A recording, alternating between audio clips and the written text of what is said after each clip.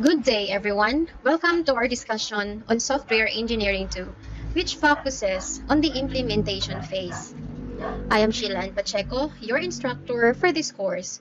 Today, we'll explore how systems are built, tested, documented, and maintained after development. For this midterm, our coverage will include preliminaries, managing the programming process, software testing, developing documentation, discussion of deliverables. These areas cover the key tasks involved in system implementations. In this segment, you will be responsible for carrying out programming and system testing activities. The goal is to verify that programs work as intended. Expected deliverables include programming task assignments, coordination of activities, schedules, test plans, system documentation, and user documentations. Our learning objectives are threefold. First, to be familiar with the system construction process. Second, to explain the different types of tests and when to use them. Third, to describe how to properly develop documentation. So by the end of this discussion, you should be confident in handling these aspects. As software engineering 2 begins, the focus shifts from planning and design to actual system construction. This means translating requirements into working programs.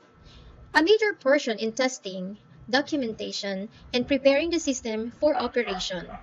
This phase ensures the system truly performs as designed. The programming process must be managed carefully to avoid project failures.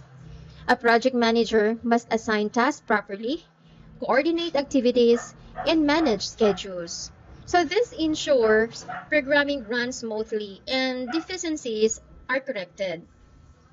To manage programming tasks, first you have to identify required support for building software modules. Second, you have to assign modules to appropriate programmers. And lastly, you have to ensure deficiencies are resolved with extra training or mentoring. So, this guarantees the tasks are well distributed and balanced. Coordination is crucial. Weekly project meetings should review any system changes. Standards must be followed for programming guidelines, naming rules, and project phases. Also, programmers should work in three areas: development, testing, and production. Schedule must always be realistic.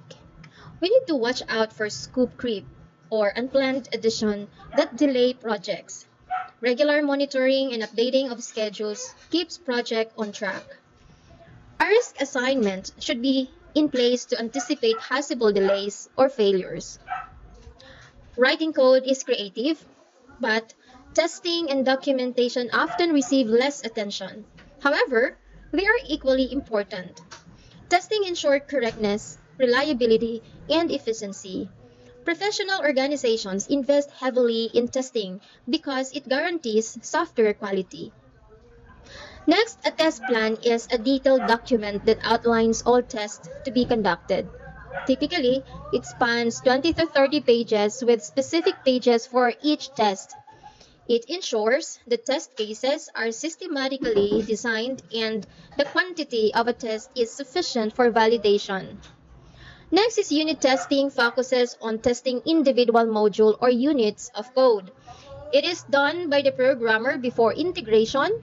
Two common approaches are black box testing, which tests functionality, and white box testing, which tests internal logic.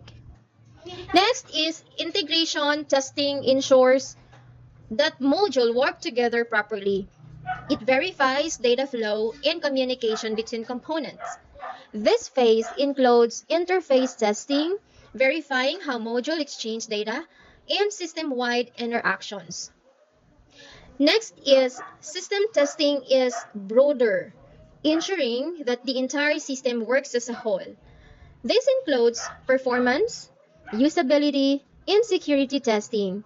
The goal is to confirm that the system behaves according to the requirements and meets documentation standards. Next is acceptance testing is done with the help of users and the project team.